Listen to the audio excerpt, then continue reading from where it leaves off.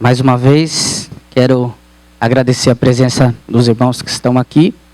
E hoje também nós temos uma grata surpresa, né? Que é ter aqui o pastor Enio e a irmã Raquel. Nós estivemos orando aí um bom tempo pela recuperação da saúde da nossa irmã Raquel.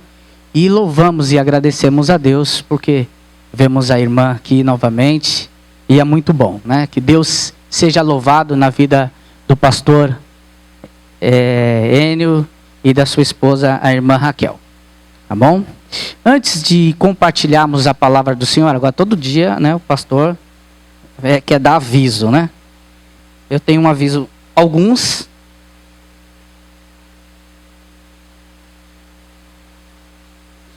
Não consigo abrir o celular, mas vai dar certo. Aqui. No próximo sábado, dia 9, nós teremos o 45ª Assembleia da nossa associação, da Associação da Capital. Será eleita uma nova diretoria e teremos como tema Vivamos o Verdadeiro Amor, tá bom? Essa programação, pelo recado que eu recebi da Associação dos Pastores, se estende para os irmãos que tiverem interesse em participar, tá bom? Então, lá a programação vai das 9 da manhã até às 16 horas. Será servido um almoço que custará R$30, tá bom? Não sei se algum outro irmão tem interesse em participar. Acredito que a B também vai participar, mas de qualquer maneira, eu também, se Deus permitir, estarei lá representando a nossa igreja, tá bom? Então, só para comunicar aos irmãos. Um outro aviso, domingo que vem, nós teremos a oportunidade, o privilégio de ouvir a palavra do Senhor por meio do nosso pastor Edson, tá bom? Então, domingo que vem, nós teremos o privilégio de ouvirmos, não a palavra do pastor Edson, mas a palavra do Senhor por meio do nosso querido pastor, tá bom? Que vai trazer a mensagem no culto à noite. E no último domingo desse mês, dia 24 de novembro, nós receberemos aqui o pastor Flávio Luiz, que é um amigo meu, pastor da Igreja Batista Clube de Campo, do Santo André. E nesse mesmo dia, os irmãos vão ouvir aqui o quarteto Remissão, do qual eu faço parte. Os irmãos vão perceber que não é lá grande coisa, eu cantando, mas como eles não me expulsaram do quarteto ainda, então... eu continuo cantando, tá bom? Com eles.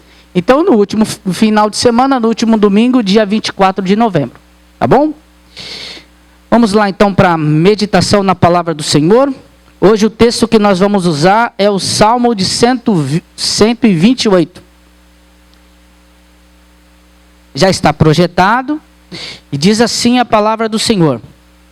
Bem-aventurado é aquele que teme ao Senhor e que anda nos seus caminhos, pois comerá do trabalho das tuas mãos, feliz será e te irá bem. A tua mulher será como a videira frutífera ao lado da tua casa, e os teus filhos como planta de oliveira ao redor da mesa. Eis que assim será abençoado o homem que teme ao Senhor.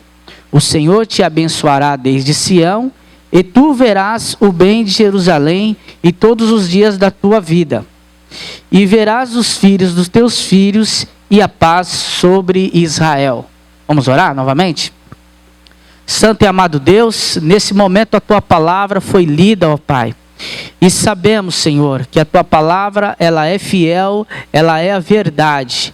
Estamos aqui para ouvir a tua voz, ó Pai. Fale aos nossos corações. Esta é a oração que te fazemos no nome do teu Filho Jesus. Amém. Irmão, o texto que nós lemos, está bem claro que ele fala um pouco sobre a família. E o tema dessa noite é família consagrada a Deus. E pensamos numa família consagrada a Deus, nós precisamos levar em consideração algumas verdades. Dentro dessas verdades, precisamos lembrar que sobre as responsabilidades que nós temos em nossa vida, que nos são imputadas, a família é a nossa principal responsabilidade.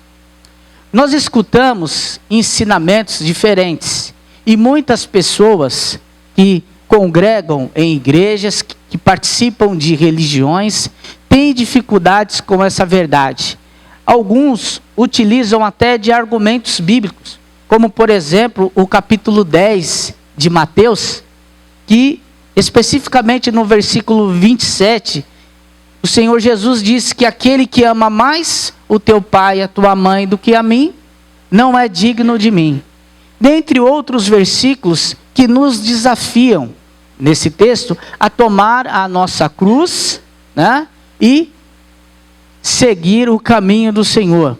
Sabemos que esse texto de Jesus, o capítulo 10, de fato, ele fala da nossa responsabilidade com o Evangelho do Senhor Jesus Cristo. Mas de maneira nenhuma, ele anula a responsabilidade que nós temos com o nosso lar.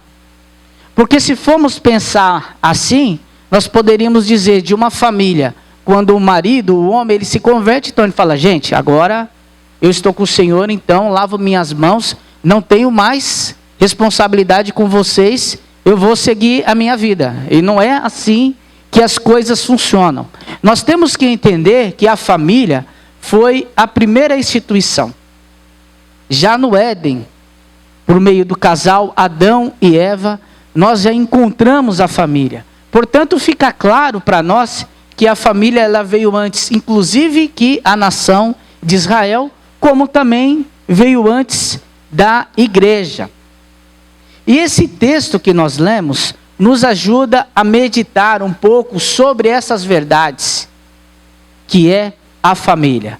O texto de Salmo 128, ele é um cântico de degraus, né? Ou seja, ele é um conjunto de canções que os israelitas entoavam por cerca de 3 vezes ao ano, quando eles se dirigiam a Jerusalém.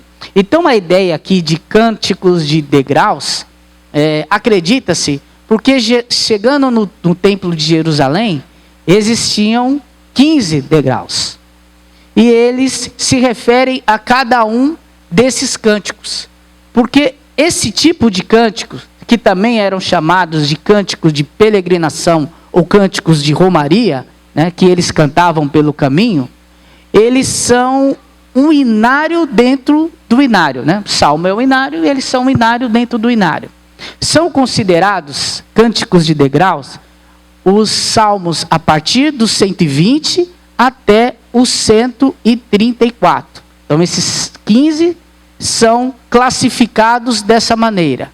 Então são cânticos que eram entoados enquanto o povo se encaminhava para Jerusalém. E são cânticos que, louvando a Deus, cada um dentro da sua particularidade. O Salmo 128, que nós lemos, ele também é uma continuação do Salmo anterior, que é o Salmo 127. Os irmãos lembram o que está escrito no Salmo 127? Versículo 1, ele diz assim, ó, se o Senhor não edificar a casa, em vão, aqueles que edificam. Né? Será inútil, né, trabalhar, porque a bênção vem do Senhor. E aí ele continua falando, e falando da família, que os filhos são herança do Senhor, que bem-aventurado é aquele que enche de filhos o seu lar, porque eles não serão envergonhados. E aí na sequência vem esses salmos que lendo, ou seja, são 2 salmos que eles têm essa sintonia, porque eles falam sobre a família. Então, pensando no nosso tema, família consagrada a Deus, temos alguns ensinamentos que nós podemos aplicar para as nossas vidas. E o primeiro ensinamento está no versículo 1, que é a família que teme ao Senhor. Então, o começo do texto ele é assim, bem-aventurado aquele que teme ao Senhor e que anda nos seus caminhos. E a pergunta que nos faz, que nos vem à mente, primeiro, mas o que é temer o Senhor? Porque muitas vezes nós confundimos esse temor que o salmista nos pede com a questão de termos medo ou pavor do Senhor. Há muitos que pensam que o nosso Deus é um Deus vingativo, maldoso, ao ponto que se nós desobedecemos, Ele vai fazer cair sobre nós uma maldição. Então muitas vezes há um entendimento errado sobre o temor do Senhor, confundindo com tremor, no sentido de que nós temos que ter medo de Deus. Porque a partir do momento que nós não tivermos de acordo com a tua vontade, o Senhor vai fazer com que sejamos cometidos de uma doença, ou então que o nosso filho seja atropelado na rua, ou então que alguma coisa ruim aconteça. Mas o sentido de temor aqui, de temer o Senhor, é no sentido de respeito. Está relacionado à dedicação e à devoção que nós temos que ter, Senhor. Na verdade, nós estamos aqui reunidos, adorando a Deus, não porque nós temos medo de que Deus derrame sobre nós um castigo, mas pelo contrário, porque nós respeitamos o Senhor e entendemos que o Senhor é bom, e por isso nós prestamos culto a Ele. Então, temer ao Senhor, ou respeitar o Senhor, talvez seja a palavra aqui que hoje eu entendo que seria melhor aplicada, é permitir com que o Senhor tome o centro da nossa vida. E aí nós vemos que há muitos textos em Provérbios que de alguma forma acabam contribuindo com esse nosso entendimento. E o nosso pensamento de hoje, que é sermos famílias consagradas ao Senhor e temermos ao Senhor. Por exemplo, no Provérbio capítulo 9, versículo 10, ele fala sobre o princípio da sabedoria. Porque o temor do Senhor é o princípio da sabedoria e o conhecimento do santo, a prudência. É isso que diz o texto. Então, quando nós tememos ao Senhor, quando nós respeitamos o Senhor, quando nós consideramos que existe um Deus que é superior a nós e que Ele precisa ser adorado, isso significa que nós estamos no caminho da sabedoria. E quando pensamos nessa sabedoria, nós pensamos também no conhecimento. Que o conhecimento do Senhor é a prudência. E aí nós pensamos nesse temor do Senhor e substituindo essa palavra talvez por respeito, nós podemos considerar 3 níveis de respeito que podemos aplicar para a nossa vida de maneira geral. E o primeiro nível de respeito que nós podemos considerar é esse que o texto de Provérbios diz, que é o conhecimento. Um exemplo prático. Quando nós conhecemos uma pessoa, é natural que fiquemos um pouco mais acanhados, respeitosos, prudentes, porque nós não sabemos e não conhecemos aquela pessoa com uma certa profundidade. Então isso para nós, em um primeiro momento, faz com que exista uma barreira. Mas mesmo existindo uma barreira, existe um respeito mútuo. Porque eu não conheço, então eu costumo respeitar aquela pessoa e começar a entender melhor aquela pessoa de acordo com a convivência com ela. E o segundo nível de respeito que nós podemos compreender aqui seria a intimidade. A intimidade é quando eu me relaciono com alguém que eu já tenho uma certa vivência. Como o casal hoje aqui que completou 18 anos só de vida conjugal. Então assim, já existe um conhecimento, já existe uma intimidade ao ponto de entendermos algumas coisas sobre aquela pessoa que vai fazer com que o nosso relacionamento seja mais fácil. Eu usei de manhã o exemplo do churrasco, mas vi que não foi bom, né? Mas, por exemplo, quando eu tenho intimidade com uma pessoa e eu convido a pessoa para comer na minha casa, geralmente eu já tenho esse conhecimento do que a pessoa gosta de comer. Então eu não vou fazer peixe assado se eu sei que a pessoa não gosta de peixe. Isso é o quê? Tem intimidade, eu já consigo me relacionar com aquela pessoa. E o terceiro nível de respeito, que aí é o nosso relacionamento com Deus. E esse nosso relacionamento com Deus, nós podemos incluir tanto o primeiro nível, que é o conhecimento, que nós conhecemos a Deus e respeitamos a Deus que conhecemos, como também o segundo nível, que é a intimidade. O Senhor espera que tenhamos intimidade com eles, ao ponto de derramar o nosso coração e a nossa vida perante o Senhor. Mas existe algo mais, nesse terceiro nível, que é o nível de respeito com Deus. Reconhecer que Ele é Senhor, e além desses dois níveis, ainda procurarmos fazer a sua vontade. Então, a partir do momento que nós temos intimidade com o Senhor, nós conhecemos o Senhor e procuramos fazer sua vontade. Esse é o princípio da sabedoria que nós vemos aqui em Provérbios. E o versículo 1, ele termina falando: bem-aventurado aquele que teme ao Senhor e que anda nos seus caminhos. Então, andar no caminho do Senhor é importantíssimo. E mais uma vez, o que vai nos ajudar e nos respaldar nesse ensinamento é o livro de Provérbios, um versículo bem conhecido, 14, versículo 12, que diz: há caminhos que para o homem parece direito, mas no final são caminhos de morte, ou caminho de morte. Então, quando nós temos a preocupação em andar no caminho do Senhor, isso é um sinal de que nós tememos ao Senhor. E, portanto, nós procuramos a sabedoria desse princípio e, assim, procuramos andar no caminho do Senhor. E é isso o que isso requer de nós? Requer o passo dos 3 níveis de respeito ou de temor, que é o conhecimento, a intimidade e buscarmos fazer a vontade do Senhor. Porque para entender e andar o caminho do Senhor, eu preciso ter intimidade com Ele para reconhecer a voz do Senhor. Porque muitas vozes ecoam nos nossos ouvidos. E às vezes a dificuldade que nós temos é de saber quando o Senhor está falando conosco. Qual é o caminho que o Senhor tem para que possamos andar. Porque nós já sabemos que há caminhos que parecem bons para nós, mas no final são caminhos de morte.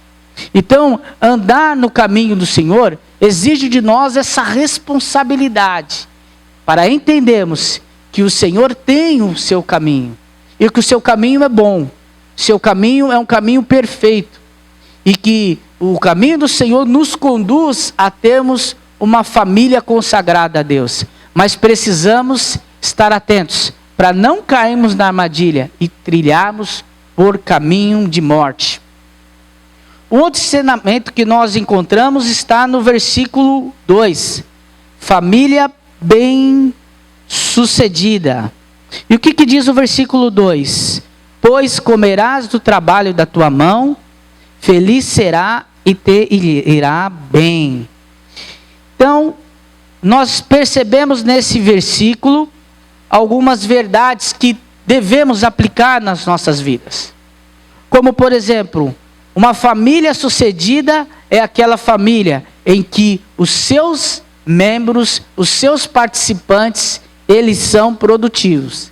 E é aqui que o negócio começa, agora sim, a pegar para nós. Em Provérbios capítulo 6, versículo 6, diz assim: vai ter com a formiga, ó preguiçoso. Olha para os teus caminhos e sê sábio.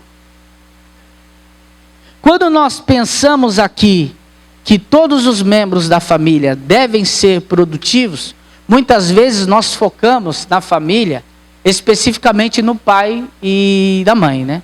E fazemos uma separação assim, né? Um pouco injusta em alguns casos. O pai trabalha porque ele é responsável pelo sustento e a mãe cuida do filho, da casa e de tudo mais.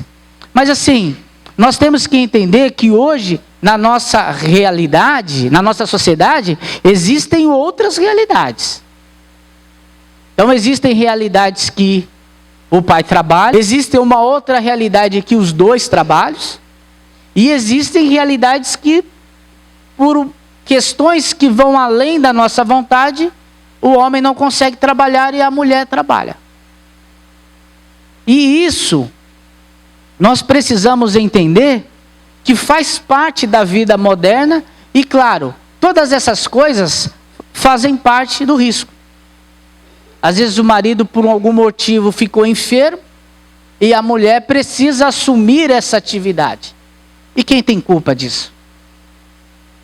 E às vezes ficamos presos em ensinamentos que separam esse tipo de atividade, colocando um peso ou um fardo nas costas de um ou outro, que sinceramente nós não precisamos carregar. Da mesma forma que o serviço doméstico são imputados sempre nas costas da mulher. Já percebeu? E aí, quando nós pensamos nisso, o pessoal já tem um pessoal. Eu vou fazer uma pergunta logo. Porque nós vamos chegar onde nós queremos chegar, assim. Quem aqui ajuda a esposa nos afazeres domésticos aí? Levanta a mão. Isso é importante. Quem ajuda, isso. Eu não vou perguntar quem não ajuda, por que não ajuda, mas eu vou dizer que você já está errado. Porque você ajuda a esposa. E eu vou perguntar, e eu vou explicar por quê. Calma, não fique ninguém desesperado ainda. Nós fizemos um curso, a minha esposa e eu, e recebemos um ensinamento que eu concordo. Tá bom? Nós fizemos um curso de casal e a sugestão foi tirar do nosso vocabulário conjugal essa palavra de ajuda. Porque quando o marido, ele diz, olha, eu ajudo a minha esposa a lavar uma louça, a estender uma roupa, a limpar a casa, eu estou dizendo que eu estou fazendo um favor para ela, que é uma obrigação dela. Mas isso não é verdade. Porque a roupa não é só dela, a casa não é só dela, portanto a responsabilidade não é só dela. Então, na realidade, assim, eu posso dizer que eu contribuo com o serviço do lar. Mas a partir do momento que eu digo que eu ajudo a minha esposa, então eu estou imputando a responsabilidade toda sobre ela e dizendo que eu estou fazendo um favor. Percebe aí a dificuldade e a costume nosso. Você viu que vocês caíram na pegadinha. Eu sei que a intenção não era essa. Teve aqueles que nem levantaram a mão, que é pior ainda, né? Mas tudo bem. Nós vamos conversar um outro dia sobre isso daí. Mas essa ideia de pertencimento é importante. A ideia de pertencimento é importante. Então, eu não ajudo a minha esposa. Eu faço porque eu contribuo, porque a casa é minha, porque a família é minha, porque os filhos são meus. Eu ajudo a minha esposa, né? Eu troco a fralda. Nossa, o marido, que maravilha. Não faz mais que a sua obrigação. Pois é. Então nós temos que mudar um pouco esses conceitos para nós entendermos a nossa responsabilidade e para que a nossa família, de fato, seja uma família consagrada a Deus. E tenhamos condição de dar exemplo para os nossos filhos, porque os filhos precisam contribuir também. Não vou dizer ajudar, tá vendo? Quase que eu caio para ajudar. Contribuir também. Então cadê os meninos? O Isaac, o Lucas, que são meninos novos, também devem ajudar. O Isaac está com as crianças lá, né? Por quê? Não custa nada, não vai quebrar a mão de ninguém, tá bom? Se lavar uma louça, se recolher um lixo. Da mesma forma, também as meninas. Então, essa responsabilidade é da família. Claro que precisa existir um bom senso dos pais para conduzir os seus filhos nas atividades e na maneira com que ele vai se sentir parte da família. Porque é uma questão de pertencimento. Então, nós vamos colocar uma criança de 7 ou 8 anos para fazer a comida de casa. A gente sabe que não vai dar certo. Então, nós temos que avaliar e, desde cedo, já ensinar aos nossos filhos sobre as responsabilidades que temos que ter no lar. Porque depois que eles casarem, aí, né, nós pensamos, eu vou só curtir, né, meus netos, etc. Aí nós nos deparamos com vários problemas. Porque quando era para fazermos a nossa parte, muitas vezes nós terceirizamos esse trabalho e principalmente os homens acharam, é função da mulher, né? Eu tentei ajudar, né? Então, irmãos, todos da família precisam ser produtivos. Todos precisam de alguma forma ajudar. Desde as crianças, mesmo que seja o mais simples possível. E aliás, se for criança, vai gostar, viu? Às vezes vai atrapalhar mais do que vai ajudar, né? Nós sabemos disso. Às vezes a criança vai fazer e vamos precisar refazer, mas é importante termos esse hábito de fazer com que as crianças participem da família. Vamos lá. O nosso sustento precisa vir do próprio trabalho. Eu coloquei esse texto aqui de 2 Tessalonicenses, capítulo 3, é um texto bem pesado aqui, tá bom? Eu vou ler aqui, mas não estou brigando com ninguém não, tá bom? Fique em paz, só para aprendermos mesmo. O texto diz assim, ó: quando ainda estávamos com vocês, nós ordenamos isso, que se alguém não quiser trabalhar, também não coma. Pois ouvimos falar de alguns de vocês estão ociosos, não trabalham, mas andam se intrometendo na vida alheia. Olha lá, então o trabalho ele é importantíssimo. Nós precisamos ser pessoas úteis. Isso para nós é importantíssimo. Vou ler aqui só o versículo 14 e o versículo 15. Que diz assim, ó: se alguém desobedecer o que dizemos nessa carta, marquem-nos e não os associem com eles, para que não se sintam envergonhados. Por quê? Por causa da conduta daqueles que não querem trabalhar. Contudo, não os considerem como inimigos, mas os chamem a atenção como irmãos. Então assim, a pessoa não está contribuindo, seu filho não está contribuindo, então qual que é a responsabilidade? Chamar a atenção. Se o maridão está fazendo as coisas e diz que está fazendo um favor para você, chama a atenção dele também. Todos nós precisamos contribuir. O esforço, o trabalho faz parte das nossas atividades. E nós precisamos aprender isso já como família. Porque nós criamos os nossos filhos, aqueles que estão conosco, para a sociedade, para o mundo. E às vezes eles têm dificuldades porque foram acostumados a ter tudo na mão. Só sentado, assistindo Netflix, comendo um lanchinho Mirabel, nhonho creme, tomando um todinho e comendo sucrilhos. Irmãos, muitas vezes nós não sabemos o que nós estamos fazendo. Às vezes com a intenção de agradar, nós estamos prejudicando o desenvolvimento dos nossos filhos e o bem-estar da nossa família. Eles precisam de responsabilidade, precisam se sentir parte, precisam contribuir. Tá bom? Então quando o filho lava o carro para o pai, ele não está fazendo um favor para o pai, porque ele também usa o carro, E eu não estou falando para ninguém, não estou falando isso para o meu filho, tá bom? Porque eu levo o carro no lava rápido, é só um exemplo. É porque ele já ficou ali querendo se encolher, etc. Mas a gente sabe, a gente leva para o lava rápido.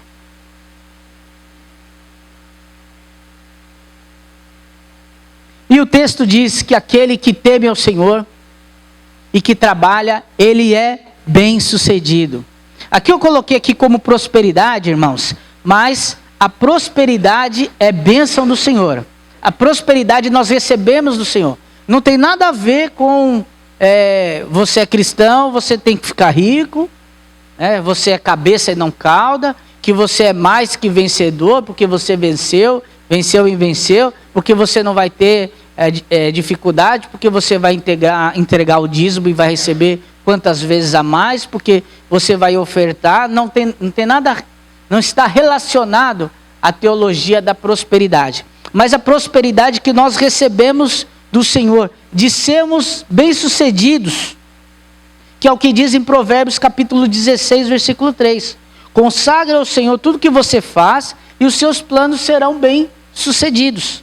Nós vemos também em Efésios, capítulo 6, versículos 7 e 8. Servindo de boa vontade ao Senhor e não aos homens, sabendo que cada um receberá do Senhor o bem que fizer. Então isso é ser próspero. Mas às vezes nós acabamos confundindo essa ideia de prosperidade e não estamos satisfeitos com aquilo que o Senhor nos dá. Isso é um problema. Isso vai gerar tantas dificuldades nas nossas vidas, além de fazer com que procuremos doutrinas que não estão relacionadas à Bíblia, que garantem coisas que o Senhor não garantiu, que fazem promessas que o Senhor Jesus não fez. Nós ficamos tristes porque a palavra teoricamente não se cumpriu em nossa vida, e a ganância cada vez mais toma conta do nosso coração. E fazemos com que cometemos diversos erros.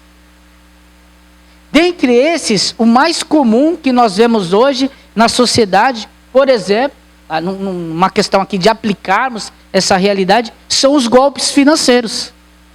Sabia? Ah, mas a culpa é do fraudador. Mas quem sofreu o golpe, desculpa, também contribuiu. Na maioria das vezes nós caímos do golpe, não é porque nós não conhecemos de tecnologia, não é? É porque nós pensamos que conseguiríamos levar vantagem em alguma coisa.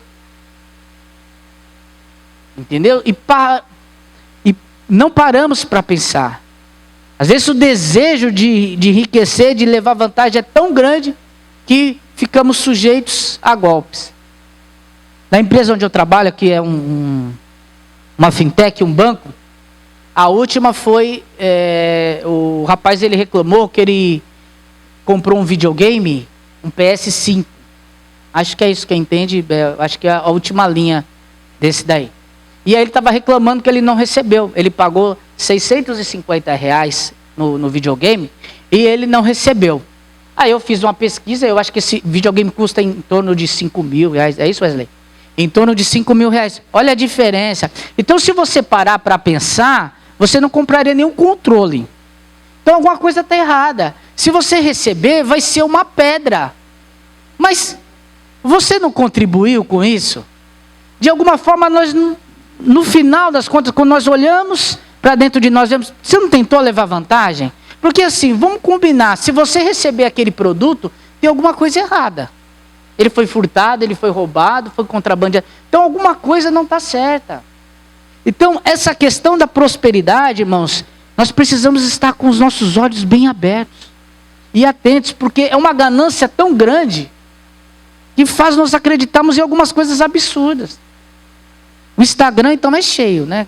Coloca tanto que você vai receber depois de 2 horas 10 vezes mais. Mas, gente, quem vai conseguir fazer 10 vezes mais? Eu depositei lá para uma pessoa que falou que era um investimento. Isso acontece conosco, porque nós queremos muito aquilo. E nós não estamos satisfeitos com aquilo que o Senhor nos deu. E aí nós acabamos caindo nesses erros.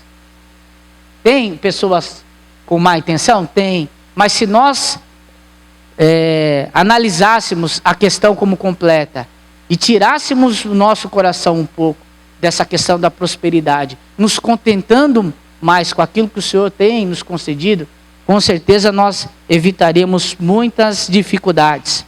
Versículo 3 e 4, ele fala sobre família feliz.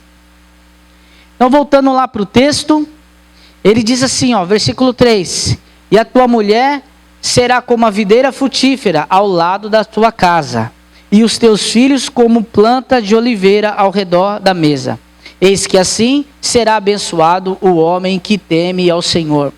Então aqui o salmista, ele faz essa comparação da bênção da família, de certa forma com a agricultura.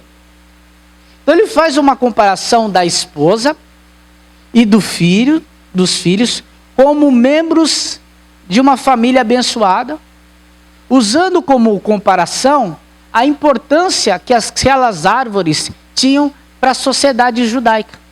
Então nós sabemos da importância da videira e também da oliveira.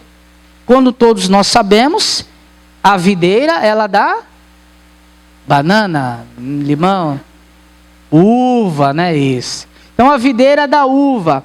A videira era símbolo de abundância. Por quê? Por meio da uva, nós temos o vinho. E qual que era o significado, o símbolo do vinho, por exemplo, no casamento que nós estudamos aqui alguns domingos atrás, sobre o primeiro milagre de Jesus? A alegria. Então a mulher tem que ser aquela pessoa abundante, que traz alegria para o lar. Não dá para o homem chegar em casa, né? E tá todo mundo no sofá, ela mordeu o cachorro, né? Colocou a criança de castigo, brava. Então, sabemos que às vezes tem gente dando risada, eu não entendi por quê. Às vezes nós percebemos que de fato existem situações que deixam uma mulher triste. Mas a mulher, ela precisa ser a alegria da casa. Precisa ser essa abundância que é a videira. Ela precisa ter esse símbolo, que é essa comparação que o salmista traz. E o nosso Deus, como agricultor, ele precisa, digamos que não mudar, porque aqui não é o exemplo, mas sim poldar a mulher. A mulher dentro do seu lar precisa permitir que o Senhor a pode. Porque o próprio Senhor Jesus Cristo disse que toda aquela árvore que não dá fruto, ele corta fora. E aquela que dá fruto, ele limpa, ele poda, para que consiga dar frutos. Então uma mulher no lar, ela precisa ser como essa videira frutífera, que traz alegria, que frutifique para o lar. É assim que o salmista apresenta a mulher dentro da família. Com essa árvore que tem um grande significado para a nação, de grande importância, e o seu fruto. Da mesma forma é a mulher. E os filhos? Os filhos como o rebento de oliveira. E a oliveira dá o quê? Oliva, né? Não. Azeitona, gente, azeitona. E a azeitona serve para fazermos o azeite, né? Que é caro, né? Então, nós vemos a mesma importância dos filhos para a família. Os filhos, ele tem essa importância, como a oliveira. O seu produto é um produto valorizado. Portanto, os filhos também precisam ser valorizados no seio da família. E percebe que a comparação que ele faz, ele diz assim, que os filhos como broto de oliveiras ao redor da mesa. Quando a árvore de oliveira, ela estava muito velhinha e já estava fraca, o que o agricultor ele fazia? Ele plantava pequenos ramos, que é essa comparação com os filhos, ao redor da árvore mais velha. Porque com o decorrer do tempo, essa oliveira, ela ia se unir com esses brotos. E juntos, um ia auxiliar os outros. Os filhos, né, que são os brotos, vão auxiliar o pai, que é a oliveira mais velha, né, os pais, a continuar dando fruto. E a oliveira também vai auxiliar os frutos, os rebentos, os ramos, naquilo que eles necessitam. Então, quando nós entendemos essa realidade, nós percebemos que os filhos, eles darão continuidade àquilo que eles aprenderam de nós. Quando nós não tivermos mais condição de dar frutos, são os nossos filhos que vão nos auxiliar. Por isso que devemos cuidar dos nossos filhos com todo amor e carinho. Mas não esqueçam de lavar o carro para o pai. Vamos lá, versículo 6. As avós satisfeitos. Olha o nome que eu coloquei nesse título. Interessante, né? Vou voltar lá, vou ler o versículo 6 aqui de novo. E verás os filhos dos teus filhos e a paz sobre Israel. Interessante esse texto. Mas famílias abençoadas, famílias que temem ao Senhor, a tendência é de vida longa.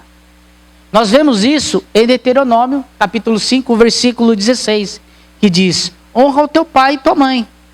Que é o mesmo que diz em Efésios, capítulo 6, versículo 2. Honra o teu pai e tua mãe, que é o primeiro mandamento com promessa. Então existe uma promessa de uma vida abençoada e longa para aqueles que temem ao Senhor. Para aqueles que, junto com a sua família, se consagram ao Senhor. E é importante destacarmos isso. Porque todos nós queremos viver bastante. Só que assim, irmãos, algumas observações precisamos fazer. E essas observações agora, elas vão principalmente para os homens. Para ter uma vida longa, não basta temer ao Senhor. Eu preciso tomar alguns cuidados, principalmente com a minha saúde. Fica a dica aí, porque tem muitos memes que brincam com os homens, falar que os homens, homem é manhoso, está com uma gripe, não consegue levantar da cama. Tudo bem, nesse ponto eu até concordo. Mas quando é grave mesmo, que precisa ir no médico, o homem não quer ir no médico. É verdade ou não?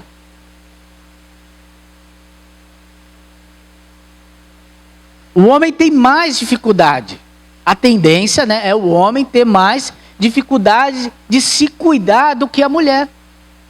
E nós precisamos estar atentos com isso. Não basta dizer, não, eu sirvo ao Senhor, então eu tenho que viver aí longos e longos anos. Não é assim. Nós temos que lembrar também de outros princípios bíblicos verdadeiros. Como, por exemplo, quando falam sobre a lei da semeadura. Gálatas capítulo 6, versículo 7, diz, pois aquilo que o homem semear é o que ele vai colher. Então, você planta o que você colhe. Se você não cuidar da sua saúde, não adianta vir querer ter uma vida longa e uma vida de plena saúde, porque você não vai ter. Conta-se a história de um jovem pastor da Escócia, Robert, esqueci o sobrenome dele. Mas esse pastor, ele tem uma frase muito famosa, que ele morreu cedo, entre 29 e 30 anos, e no final da vida ele diz assim, ó, o Senhor me entregou uma mensagem e um cavalo, mas eu matei o cavalo e agora não consigo entregar a mensagem. Não é brincadeira não, mas o cavalo aqui que ele estava se referindo é ele. Ele matou o cavalo, ou seja, ele não cuidou da sua saúde. E às vezes nós esquecemos de cuidar das nossas saúdes. Viu, paizão? Cuidar da saúde é importante. Não apenas honrar o Senhor, servir o Senhor, temer o Senhor, mas também cuidar dessa máquina que o Senhor nos deu. Em 1 Coríntios capítulo 3, versículo 16 e 17, ele diz que o nosso corpo é templo do Espírito Santo. Portanto, é responsabilidade de nós cuidarmos do nosso templo. Quer dizer, do templo do Espírito Santo, desse corpo que o Senhor nos deu. Porque aí sim nós vamos conseguir desfrutar da presença dos nossos netos, dos nossos bisnetos. Isso não é gostoso? Ter essa oportunidade? Isso é muito bom. E isso é bênção do Senhor. Nós devemos almejar isso. Todos aqueles que têm filhos, de certa forma, almejam conhecer, ver os seus netos. E nós vemos que o texto ele fala sobre ver os filhos dos seus filhos. Mas para isso nós precisamos tomar esses cuidados. Com a nossa saúde, com a nossa vida, ter uma vida prudente, tá bom? Porque aí pensando na vida prudente, nós conseguimos também enquadrar os jovens. Que às vezes você não vai ver nem a próxima geração, porque você é imprudente. Porque você está com companhias que você não deveria estar. E às vezes a sua vida, ele acaba sendo abreviada. Num acidente de automóvel, em um assalto porque decidimos reagir, porque entramos em confronto com a polícia porque estávamos com uma companhia que não estávamos. Então esses cuidados, irmãos, precisam fazer parte do nosso dia a dia, para que o Senhor consiga mostrar para a sociedade como nós somos famílias abençoadas e famílias consagradas ao Senhor. E aqui, como no último tópico que eu coloquei aqui, talvez os irmãos não estejam entendendo nada, paz em Israel, né? Meu Deus, o que esse pastor quer dizer com isso? É o que o texto está dizendo. E verás a paz de Israel. E aí a gente precisa contextualizar para entender a realidade de Israel, que hoje não é muito diferente. Então a realidade em um mundo, em uma nação de guerra civil constante. Então se você vive em uma nação com essa realidade, você tem um anseio por paz. Você tem um anseio por ter um momento de tranquilidade. Porque às vezes as vidas são interrompidas e abreviadas por conta das guerras. E essa, infelizmente, foi uma realidade que sempre fez parte da nação de Israel. E aí o que cabe a nós aqui? Refletirmos para a nossa vida, para a nossa realidade, para o nosso contexto e pensarmos o que tira a nossa paz. O que nos faz perder o sono? É isso que nós temos que almejar e olhar. Que temos uma vida satisfeita é em colocarmos diante de Deus todas essas nossas dificuldades. Para que o Senhor, através do teu amor, o teu Espírito Santo, tenha a condição de restabelecer essa nossa paz interior.